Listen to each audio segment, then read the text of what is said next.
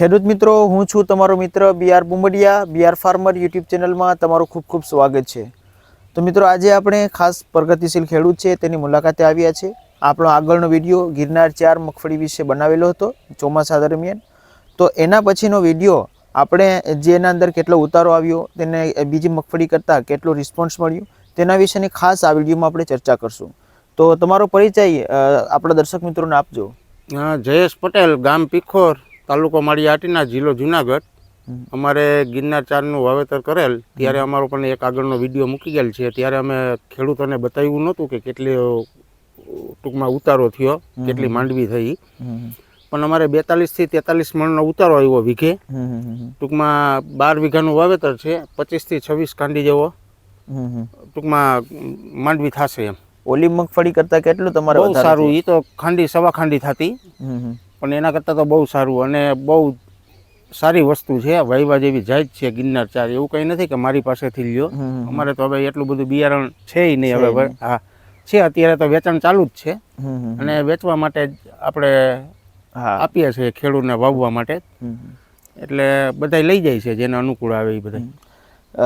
ઘણા મિત્રોને જે પ્રશ્ન હોય કે અમારા વિસ્તારમાં થાય કે ના થાય, જ્યાં વધારે પાણી ભરાતું હોય, નહીં એ તો કોઈ આપણે G20 જી છે ને એના કરતાં સારી જાત છે. ટૂંકમાં પાણી આને લાગતું જ નથી, ગમે એવું ખેતર હોય.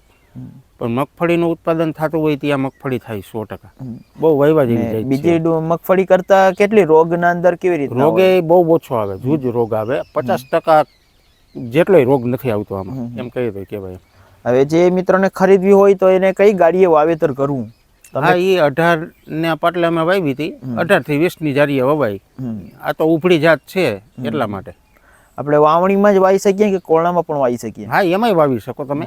પછી તો પણ વેલી નીકળે, પછી એની અમુક સમય 120 130 દિવસનો પાક હોય તો ત્યારે એને પછી કાઢવી પડે એમ. ટૂંકમાં પાકી જાય એટલે તો કાઢવી જ પડે. 120 દિવસના અંદર તે જેવી રીતના G20 થી 2-5 દી વધારે ઊભી રહી. હા, ઓકે ઓકે. અને બિયારણના અંદર જે આપણે નાખતા હોય જે G20 છે એ બિયારણ પર જ આપણે તેને વાવી શકીએ. એ જ રીતે.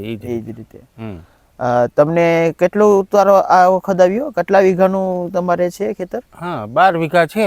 12 વીઘા છે. એ બધા ત્યારે તો આપણે કીધું હતું કે ભાઈ તજજ્ઞો આવીને કહેતા હતા કે ભાઈ આમાં 30 મણ થાય. પણ બહુ સારી મગફળી થઈ. અમે કોઈ દી અત્યારે અમારી લાઈફમાં કોઈ દી નથી જોઈ એવી આજ પહેલે મગફળી થઈ છે. 42 થી 43 મણનો ઉતારો એવો વીઘે. એટલે 12 વીઘાનું વાવેતર છે એટલે 25 થી 26 ખાંડી જેવી માંડવી થશે. આજુબાજુમાં કોઈ વાવેલી હતી કે? આજુબાજુમાં હતી ને 2-4 જણાએ વાવી ગયેલ. એવો જ રિસ્પોન્સ મળ્યો? હા, એટલે થોડાક પછી હું તો ખેતર પ્રમાણે, પછી એની માવજત પ્રમાણે કે એની સાઈઝ જારી પ્રમાણે એને થોડુંક ઓછું ઉત્પાદન થયું. એને પણ માંડવી તો બહુ સારી થઈ. વીઘે 1.5 થી 1.5 ખાંડી તો ઈ લોકો નહીં થઈ.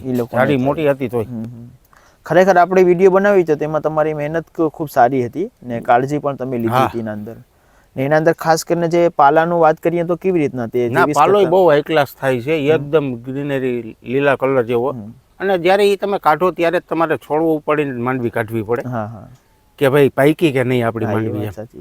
અને આમ તમને ખ્યાલ ના આવે કે ભાઈ માંડવી પાકી ગઈ કે છોડવું ઉપાડીને આપણે જોવાનું કે હવે આપણે કડિયું મૂકવાનું. ત્યાં સુધી લીલી સમ જેવી જ માંડવી હોય. જે દર્શક મિત્રો આપણે વિડીયોમાં અત્યારે દેખી રહ્યા હશો, જે અગાઉનો વિડીયો છે આપણે બતાવશું.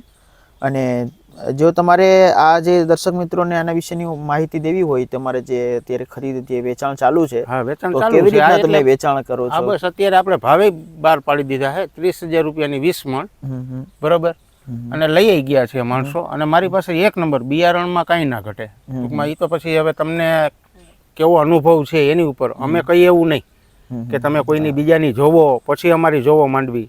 પણ અમે ખેડૂતને દેવા માટે જ વાવી છે. અને ખેડૂતને ઉત્પાદન મારી પાસેથી લ્યો કે ગમે એની પાસેથી લ્યો, પણ ટૂંકમાં વાયવા જેવી જાત છે એમ. કેવી રીતના દેશો આમ તમે? એના અંદર ભાવ છે અત્યારે? ભાવ 30,000 રૂપિયા આપણે રાખ્યા છે 20 મણના. અહીંયા આવીને આપણા ગામેથી આવી અને લઈ જવાની. કા ફોન ઉપર આપણા જે નંબર છે એમાં કહી દેવાનું કે મારે આટલી માંડવી જોઈએ. એડ્રેસ આપી દેજો ને, કોન્ટેક્ટ નંબર આપી દેજો આપણે. હા, 98 241 3294 મારા કોન્ટેક્ટ નંબર છે.